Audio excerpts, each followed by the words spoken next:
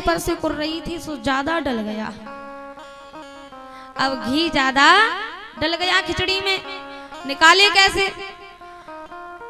अब घी डाल करके खिचड़ी दामाद को दे दी, लो बेटा खिचड़ी खा लो। लेकिन मन में दुख रहे कि घी ज्यादा डल गया, घी ज्यादा डल गया। मन में दुख इसी बात का कि घी ज्यादा डल गया। दामाद खिचड़ी खा रहा था, तभी उसका छोटा सा पुत्र आया, बोला माँ जी मैं भी खिचड़ी खाऊंगा। घर में कोई भोजन करे तो देखा देखी भूख लगाती है, बोला मैं भी खिचड़ी खाऊंगा। अब वृद्धा मैया ने विचार किया कि बन गई बात। वैसे भी दामाद जी की थाली में घी ज्यादा था, एक काम कर बेटा अपने जीजा जी के साथ में बैठ करके खिचड़ी खा ले। अब दामाद और बेटा थाली में बैठ करके खिचड़ी खा रहे हैं, थाली सामने रखी है और दोनों खिचड़ी खा रहे हैं। लेकिन हुआ क्या कि जिस ओर दामाद बैठा था ना उस तरफ सारा घी और बेटा की तरफ सूखी खिचड़ी। वृद्धा ने विचार किया कि खिचड़ी हमारी और घी हमारा और हमारा ही बेटा सूखी खिचड़ी खा रहा है। अब मैया ने विचार किया कि कैसे भी करके इस घी का रुख दामाद जी की ओर से मेरे बेटे की ओर मुड़ना चाहिए। बुढ़िया थाली के पास में आके बैठ गई और उसने एक युक्ति निकाली, युक्ति। अब जो महाराज युक्ति निकाली है,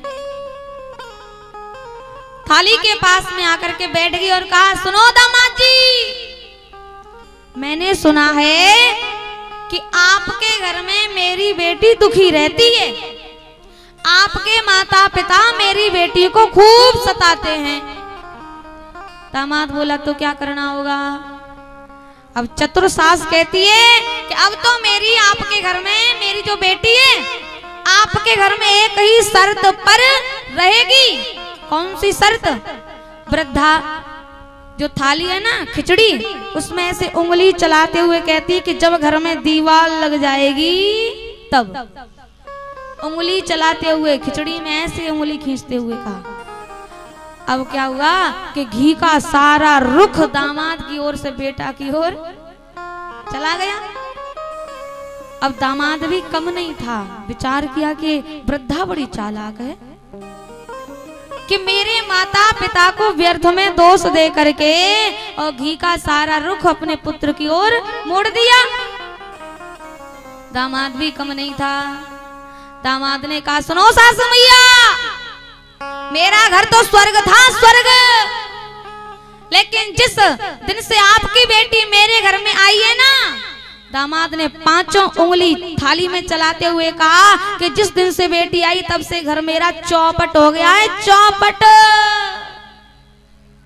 पांच उंगली पूरी थाली में चला दी ऐसे, खा ले बेटा घी। तो ये क्या है? युक्ति। अब घी पूरी थाली में हो गया, अब खा ले घी। तो ये महाराज युक्ति हुआ करती हैं। ऐसे ही ठीक इसी प्रकार मैया लक्ष्मी जी देवर्षि नारद जी से कह रही हैं कि नारद जी भगवान को वहां से लाने का कोई उपाय, युक्ति तो बताओ कैसे आएंगे। सो नारद जी कहते हैं काम करना पड़ेगा। क्या? आपको राजा बलि की बहन बनना पड़ेगा। बन जाएंगे। अच्छा बहन बन जाओगी तो बात बनी बनाई है। कैसे? सावन का महीना आएगा और आप राखी लेकर के जाना, हाथ में राखी बांध देना। बात उसके बाद में बलि आपसे कहेगा कुछ मांगो तो मांग लेना। अब क्या हुआ? देवर्षि नारद जी के कहने पर माता लक्ष्मी राजा बलि की बहन बन करके बलि के पास में आ गई हैं।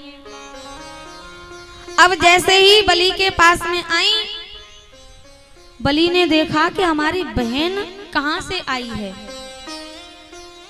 सो मैया लक्ष्मी जी कहती हैं छोटे भैया तेरे द्वार बहना